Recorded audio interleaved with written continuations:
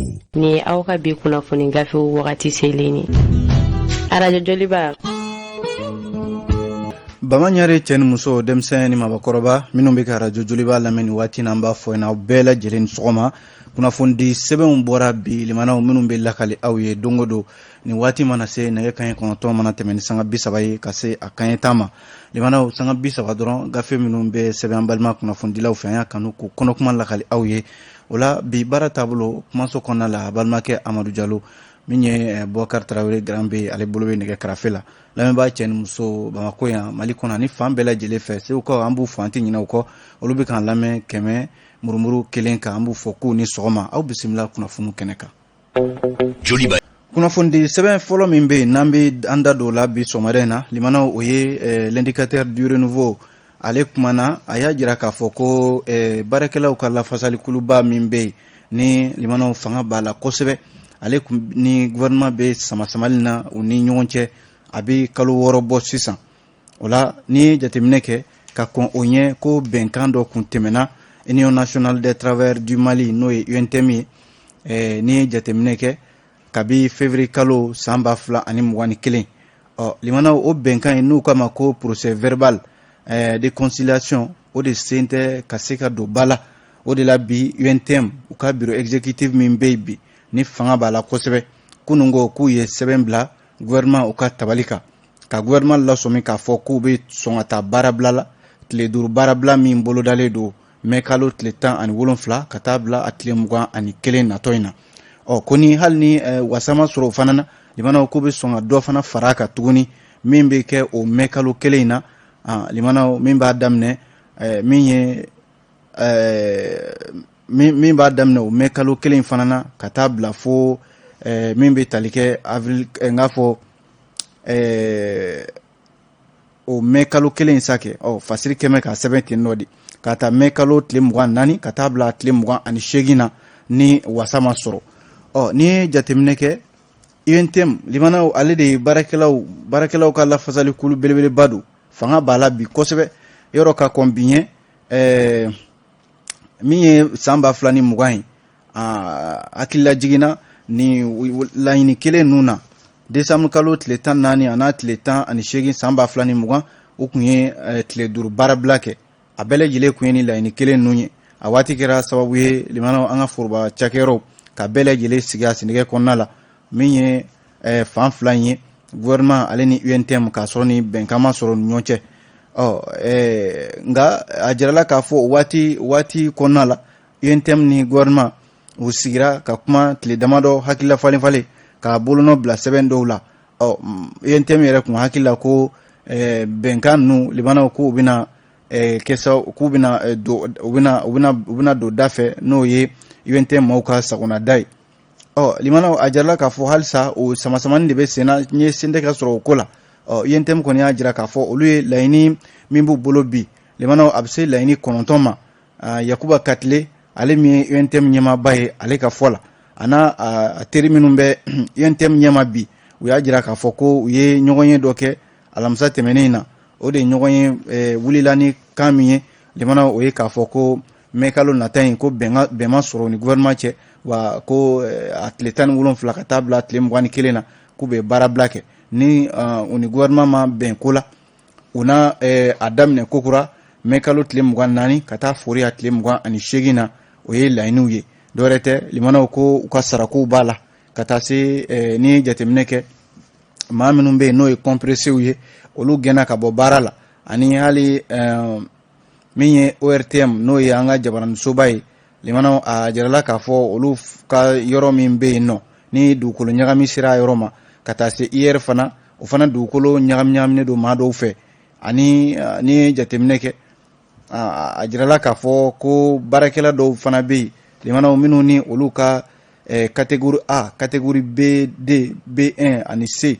olu fana ka hakɛw kan ka don bɛrɛ la ani catégorie D ani E jamana kan ka ninnu hakɛ dɔ di ninnu fana ma ani ni ye jateminɛ kɛ an ka togodala kalanso minnu bɛ yen n'o ye école communautaire ye limanaw olu fana lakɔli karamɔgɔw layidu taara olu ye k'olu bolo kan ka don forobaca baara la limanaw nin bɛɛ lajɛlen ye laɲiniw ye UNTM k'olu sigin bɛ ka o laɲini ninnu kɔnɔ halisa tama bɔ a la sisi ma bɔ a la o y'a jira k'a fɔ fana ko hali kɛnyɛrɛye baarakɛlaw n'o ye secteur privé maaw ye olu fana ka sara ka damakɛ u ka don INPS la CMSS ani SOMIS n'a ɲɔgɔnna ninnu olu fana syndicat minnu bɛ yen n'a jɛla k'a fɔ bagabali wale talen don ka ɲɛsin u ma Mali ambassade États-Unis ambassade baarakɛlaw ka lafasalikulu minnu bɛ yen n'a jɛla k'a fɔ dantɛmɛ wale u ka syndicaya baara limanaw fereke donnen don a la ko o fana ka dabila UNTM y'a jira k'a fɔ ko ni ninnu de ma kɛ sabatifɛn limanaw baarabila ni fila in kɛra na o fana ma ɲɛ k'u na taa baarabila badabada la ala kana se o ma bɛɛ dun hakili b'a la limanaw ni UNTM ye baarabila kɛ ka ban bankiw ni assurancew ni douane ni impôt ani foroba cakɛyɔrɔ bɛɛ lajɛlen bɛ ni UNTM kɔnɔna la a bɛ kɛ sababu ye ka miliyari caman de tiɲɛ jamana kunna Y Dunbiya limanaw ale de ye fasiri in sɛbɛn an y'a bɔ indicateur kɔnɔ yan'an ka bɔ ale indicateur kelen kɔnɔ limanaw a kumanen don bi ko gɛlɛyaba de bɛ politique tɔn min bɛ yen ni Sumayila Sise ala ma hinɛ na ale y'o to tiɲɛ ye limanaw a kɔmaw ye o politique tɔn limanaw mun ni mun de kɛra la dɔgɔkun laban tɛmɛnen ninnu na indicateur ko jamanakuntigi kalata labɛn bɛ sen na san 2022 a jala k'a fɔ Sumayila Sise yɔrɔ ala ka wele sera ale ma URD yɔrɔ u kun ye tile 40 sigi kɛ sangasigi k'o ɲɛsin Sumayila Sise ma o de kɔfɛ URD wulila k'a ka baaraw daminɛ u ye jɛkulu 4 bila sen kan n'o ye commission 4 ye k'olu ka sigi ka miiri parti ka sini bɛna kɛ cogo di ani politique tɔn in a bɛna se ka i sen don kalata la cogo min na o bɛna se ka kalata yɛrɛ u bɛna a sɔrɔ cogo min na o hakilaw o dira o kulu 4 ma olu ka se k'u sigi ka miiri ni o ye jaabi minnu bɔra o la fasidi sɛbɛn ka fɔ la u ye sigi dɔ kɛ n'o ye atelier dɔ ye ka kuma o kan bɛn kɛra fɛn fila kan ko IRD kɔnɔna la limanaw u na maa sugandi maa min n'o o na i kanbɔ o na kɛ parti ka cɛbɔ ye wa ni o fana ma se ka kɛ u na se ka maa wɛrɛ sugandi min tɛ parti yɛrɛ kɔnɔ min bɛna se ka parti ka jɔyɔrɔ fa kalata natɔ ninnu na ninnu don kumaw fɔra u ni ɲɔgɔn cɛ nka limanaw a jirala k'a fɔ o kuma fɔlen dɛ kuma wɛrɛ de nana bɔ a kɔnɔna la a jirala k'a fɔ premier ministre kɔrɔ in kɛ n'o ye Bubu Sise ale nɔfɛ maa dɔw kuma de fɔra a na kɛ ko URD bɛ fɛ k'i kunda dɔgɔtɔrɔ Bubu Sise kan ka ale kɛ u ka cɛbɔ ye yɛrɛ ye min ye réseaux sociaux ka kumaw cayara kosɛbɛ yani jaabi ka bɔ URD yɛrɛ ɲɛmaw da yani a kuma ka sigi sen kan k'a fɔ aya URD ka cɛbɔ de ye nin ye limanaw bɛɛ lajɛlen da bɛnnen don min ka bi yani u ka congrès extraordinaire walima conférence nationale ka kɛ ko Bubu Sise a na kɛ URD a bɛ fɛ k'i bolo bɔ Bubu Sise de nɔfɛ limanaw waati de bɛ se ka nin tiɲɛ di an ma don nataw la dɛ kuma ye nin ye an ye nin bɔ indicateur kɔnɔ aw bonya b'a la. Joliba FM kunnafoni di sɛbɛn min bɛ yen ni o ye l'indépendant ye ale kumana limanaw ko sɛbana n'o ye grippe aviaire limanaw ko a donna an ka jamana kɔnɔ yan dɛ indépendant de y'a fɔ wa ko a yera an ka marabolo ninnu caman yɛrɛ la a yera Bamako yan a yera Kati a yera Sikaso min ye bagan minnu bɛ yen n'u bɛ pan kama la limanaw olu ka bana de don bana min na a yɛlɛma ka teli kosɛbɛ a jirala k'a fɔ a yera a bɛ yɔrɔ caman na Mali kɔnɔna la yan nɔ wa Kati o kuma fɔra la Sikaso ta fɔra Bamako yɛrɛ yan nɔ a yera yɔrɔ camanw na sɛmara yɔrɔw la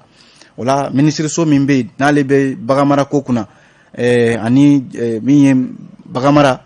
sɛnɛ ale ni mɔni ale de b'o kunna ale ye kunnafoniya di kunungo ntɛnɛn k'a fɔ ko fɛɛrɛ caman fɛɛrɛ kɔrɔtɔlen wɛrɛ de don minnu taara ka ɲɛsin banakisɛ in ma o la sa yɔrɔ an bɛ bana wɛrɛ kɛlɛli la n'o ye COVID-19 ye an ma tila o la fɔlɔ Mali ko an filɛ ka ɲɛsin bana wɛrɛ ma nin ye n'o ye ni bana cɛjugu ye a yɛlɛma ka teli a ka jugu baganmisɛnninw de ma kosɛbɛ n'o ye bagan minnu bɛ yen n'olu bɛ pan kama la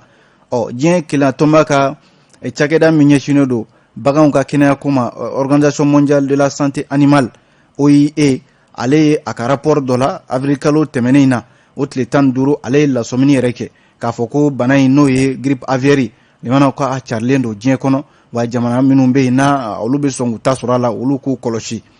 kunungo ntɛnɛn yɛrɛ de an ka faamaw ye kibaruya di k'a fɔ yɔrɔ caman bɛ yen i n'a fɔ Kati dugu kɔnɔna Sikaso Bamako district kɔnɔna la yan nɔ direction nationale min filɛ n'ale bɛ service vétérinaire la ani laboratoire central vétérinaire Bamako yan olu ye sɛgɛsɛgɛli dɔw kɛ sɛgɛsɛgɛli minnu de kɔnɔna la o kɔfɛ u y'a ye k'a fɔ bana in a yera sɛmara yɔrɔ caman de la communiqué min ni o kɛra u y'a jira k'a fɔ ko fɛɛrɛ caman kɔni tigɛra a yera yɔrɔ yɔrɔ la olu kɔni sen bɛ bɔ sɛ feere la wa u ka sɛw tɛna bɔ u ka yɔrɔw la ka taa yɔrɔ wɛrɛ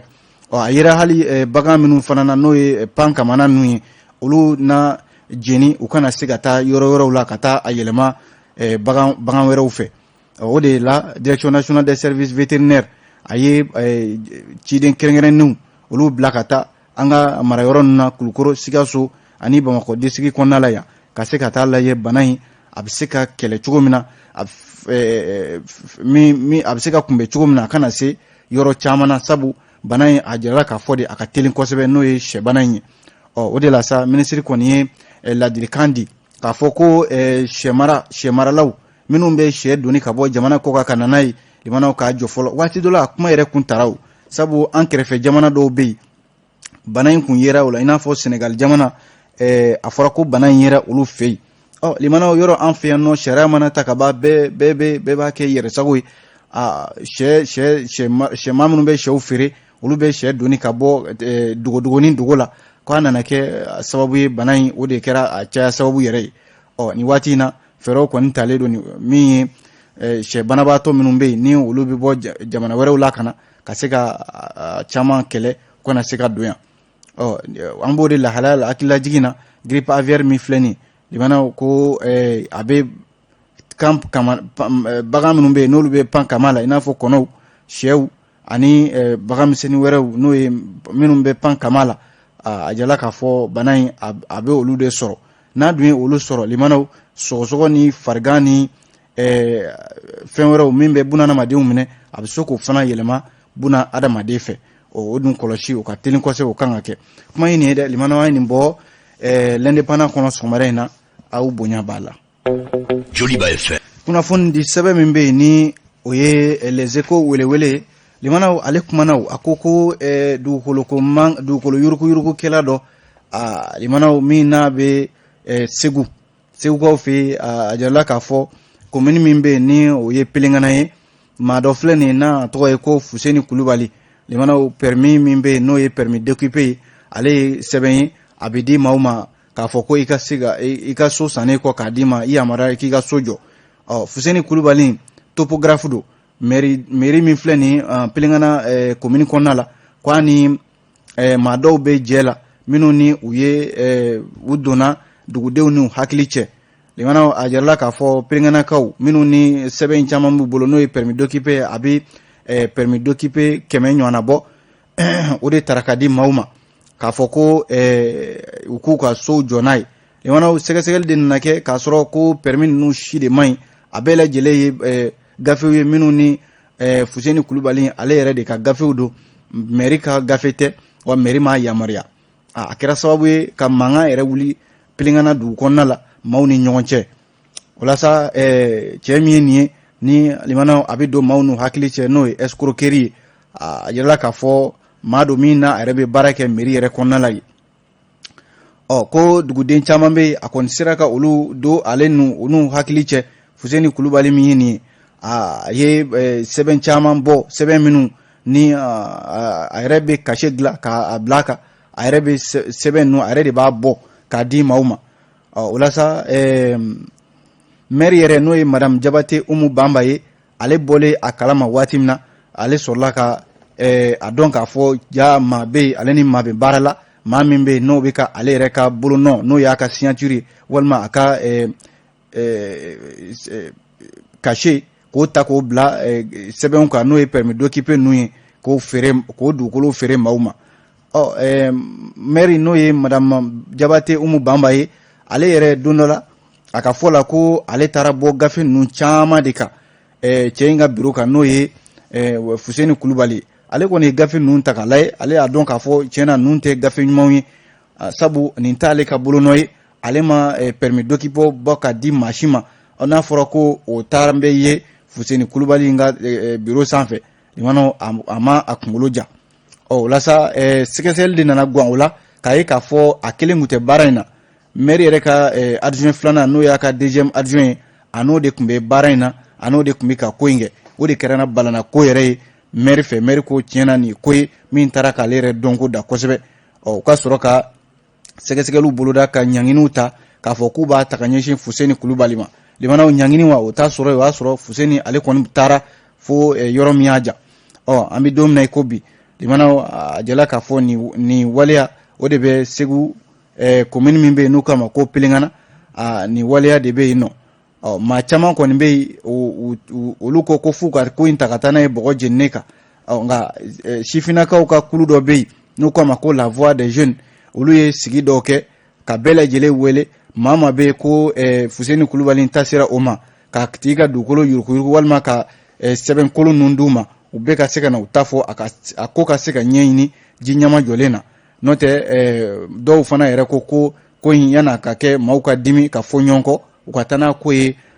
kiribulon na walasa Fuseni Kulubali ka se ka ɲini ka ye ani min ka kan o ka d'a kan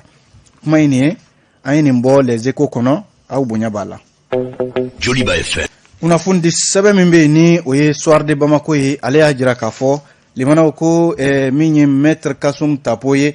a kumana kosɛbɛ kalata minnu bolodara an ka jamana kɔnɔna la yan nɔ Maître Kasum Tapo a y'i da don o la nka limanaw a ka kuma yɛrɛ fanba ɲɛsinnen don mun ma a ko cɛmancɛ fanga min ye nin ye n'o b'an kunna a ko cɛmancɛ fanga in limanaw ko sariya t'a bolo wa jɔyɔrɔ kɛrɛnkɛrɛnnen yɛrɛ t'a bolo k'a fɔ ko u bɛ se ka Mali sariya sunba n'o ye constitution ye k'a fɔ k'u b'o yɛlɛma Maître Kasum Tapo ka kuma kɛra nin ye a ye nin kuma fɔ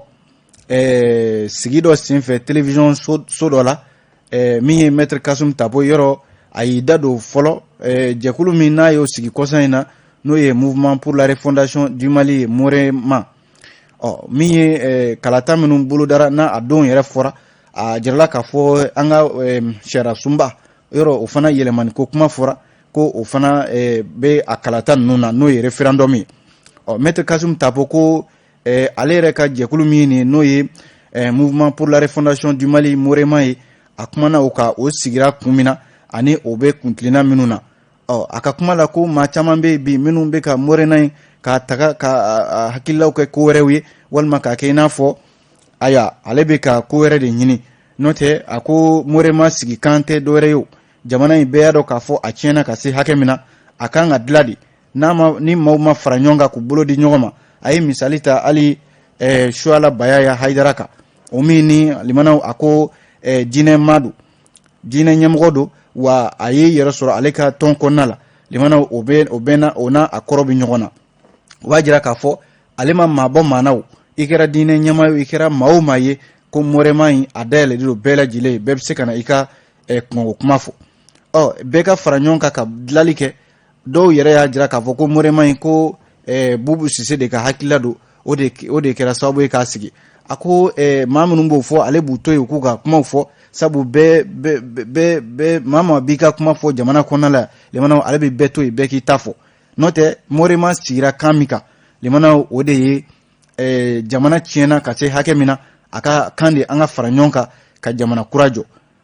a ko ka kɔn bi yɛrɛ ɲɛ yanni Morema yɛrɛ ka sigi ale sera diinɛ ɲɛmaa caman ma i n'a fɔ Sheriff Ousmane Madani Haidara Cardinal Jean Zerbo ka olu waati dɔ la san 2019 ale de olu fara ɲɔgɔn ka taa n'u ye Moti mara la ko waati y'a sɔrɔ Bubu Sise bɛ yen wa Bubu Sise tɔgɔ ma fɔ o waati k'a sɔrɔ Morema yɛrɛ ma sigi ale ye maa caman bɛ yen an'u kumana jɛkulu in sigili kan walasa jamana bɛ se ka dilan cogo min na nka u n'a ta o ta Bubu Sise tɔgɔ ma fɔ o waati Maître Kasum Tapo ko Mali kɔnɔ yan limanaw a ka nɔgɔ maaw de bolo ka kumaw fɔ kuma minnu ni o ni tiɲɛ tɛ fankelen fɛ nka ale bɛ se ka min fɔ bi Morema sigi kan tɛ dɔwɛrɛ ye limanaw ko ka jamana in ka a bɔ bolo la a ɲininkara ko jamanakuntigi kalata dun a n'a i sen don la wa a ko ayi jamanakuntigi kalata in o tɛ ale fɛlɛ ko ye n'i ye Morema lajɛ parti politique tɔn tɛ jɛkulu de don hakilina de don ka maaw fara ɲɔgɔn kan walasa u ka se ka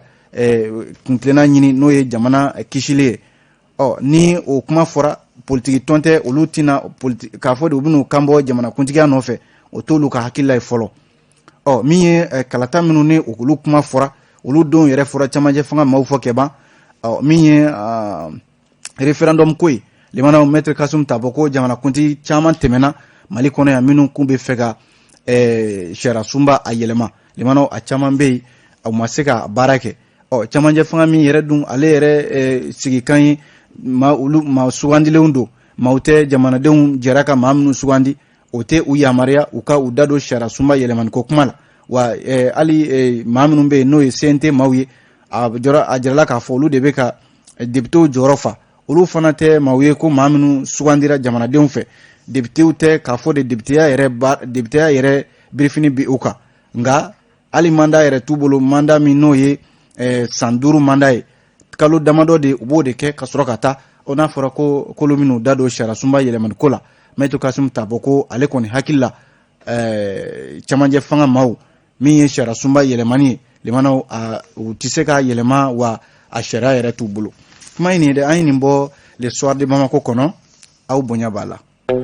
Joliba an bɛ kunnafoni kuncɛ ni Nouvelle Horizon ye limanaw ale a jira k'a fɔ min y'an ka polisiw ye polisi minnu bɛ bi ni u farala ɲɔgɔn kan synergie dɔ kɔnɔna la jɛkulu belebeleba syndicat caman b'a kɔnɔ synergie des syndicats de la police nationale limanaw k'u ye tile 2 u y'o de di ministre ma ministre min bɛ lakana kunna ko u ka laɲiniw dɔw bɛ yen limanaw laɲini minnu bɛ yen ni polisiw kabi waati jan u sɛbɛkɔrɔ diminen don hakili la ko bɛna bɔ ko la nka hali sisan kabi san 2020 limanaw procès verbal min ni o bolonɔ bilala u ni faamaw cɛ limanaw ni a tilayɔrɔ ye 2 ye k'a jira k'a fɔ polisiw bilama limanaw a ka kan olu bɛ fɛ sariyaw de ka ta ani gafew ka ta min bɛ se ka polisiya yɛrɛ baara limanaw k'a don bɛrɛ la polisiw bɛ se ka baara kɛ ani ka jamanadenw nafa cogo min na kuma fɔra o bolonɔ bilala i n'a fɔ u ka kuma lasela adjoint de police José Kamate ale ka fɔ la a ko nin ye a san damadɔ ye olu ni jamana faamaw cɛ kɛrɛnkɛrɛnnenya la u ka ministre yɛrɛ limana u ye projet de n k'a fɔ procès verbal min ni u y'o bolonɔ bila ministre waati tɛmɛnenw na u kun ye layidu tɔw ye k'a fɔ ko maa dɔw bɛ yen olu kun gɛnna ka bɔ polisiya la limana olu ka segin o layidu kun taara u ye k'o bɛ kɛ o ma se ka kɛ covid-19 bana min bɛ yen a fɔra ko polisiw jɔyɔrɔ bonyana na kosɛbɛ a kɛlɛli la polisiw y'a jira k'a fɔ o prime minnu bɛ yen n'o y'o kɛrɛfɛ saraw ye o kan ka di u ma hali sisan limana o nafolo taara yɔrɔ yɔrɔ maa t'o dɔn polisiw ka kuma lasela in José Kamate a y'a jira k'a fɔ nin bɛɛ ye ko ye minnu farala ɲɔgɔn kan limanaw kana se sisan ma u y'a jira k'a fɔ olu kɔni bɛ ka sariya de taama nka n'a yɛrɛ nana kɛ olu ka hakɛw bɛ ka tereke tiɲɛna u bɛ faamaw ladɔnniya k'a fɔ u ye jɛrɛ dɔ kɛ kunungo jɛrɛ min n'o ye meeting ye ka tile 2 di faamaw ma u ka laɲini minnu filɛ nin limanaw laɲini ninnu ka don ba la joona n'o tɛ u kɛtɔ don ka baarabila de boloda wa baarabila yɛrɛ ni ala ma jan kɛ limanaw kana taa kuncɛ ni baarabila penen kelenw ye Gawusu Tangara limanaw ale de ye fasiri in kɛ an y'a bɔ Nouvelle Horizon kɔnɔ an bɛ fasiri jɔ yan nɔ k'aw fɔ k'aw waleɲuman dɔn an ye sera ka min sɔrɔ ka di aw ma bi o ye nin Amadu Jalo ye kunnafoni lase aw ma min ye Bokar Sanogo Garan bɛ ale bolo bɛ nɛgɛw la Bokar Traoré Bokar Traoré cɛw e ni Sanogo aw bɛɛ ye kelen sa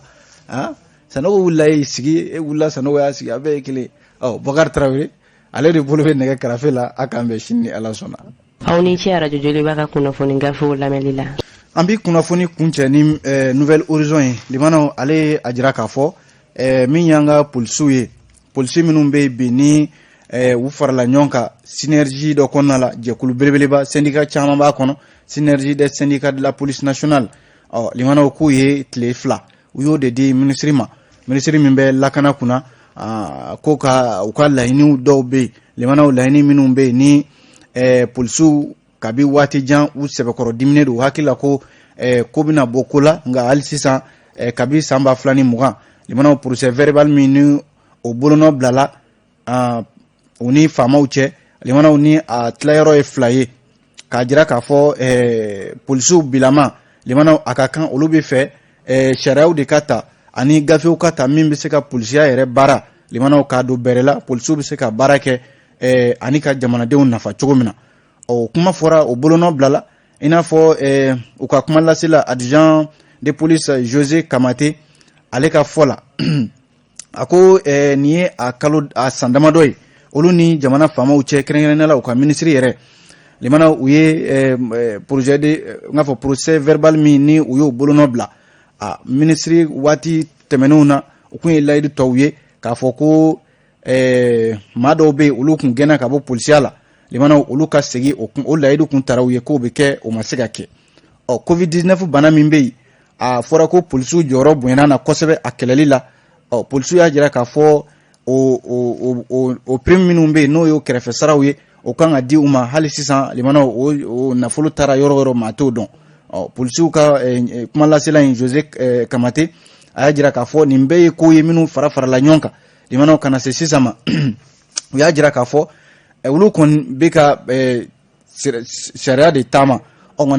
n'a yɛrɛ nana kɛ olu ka hakɛw bɛ ka tereke tiɲɛna u bɛ faamaw ladɔnniya k'a fɔ u ye jɛrɛ dɔ kɛ kunungo jɛrɛ min n'o ye meeting ye ka tile 2 di faamaw ma u ka laɲini minnu filɛ nin limanaw laɲini ninnu ka don ba la joona n'o tɛ u kɛtɔ don ka baarabila de boloda wa baarabila yɛrɛ ni ala ma jan kɛ limanaw kana taa kun cɛ ni baarabila penen kelenw ye Gawusu Tangara limanaw ale de ye fasiri in kɛ an y'a bɔ Nouvelle Horizon kɔnɔ an bɛ fasiri jɔ yan nɔ k'aw fɔ k'aw waleɲuman dɔn an ye sera ka min sɔrɔ ka di aw ma bi o ye nin Amadu Jalo ye kunnafoni lase aw ma min ye Bokar Sanogo Garan bɛ ale bolo bɛ nɛgɛw la Bokar Traoré Bokar Traoré cɛw e ni Sanogo aw bɛɛ ye kelen sa Sanogo wulila y'i sigi e wulila Sanogo y'a sigi a bɛɛ ye kelen Bokar Traoré ale de bolo bɛ nɛgɛ karafe la a k'an bɛn sini ni Ala sɔnna aw ni ce Radio Joliba ka kunnafoni gafew lamɛnli la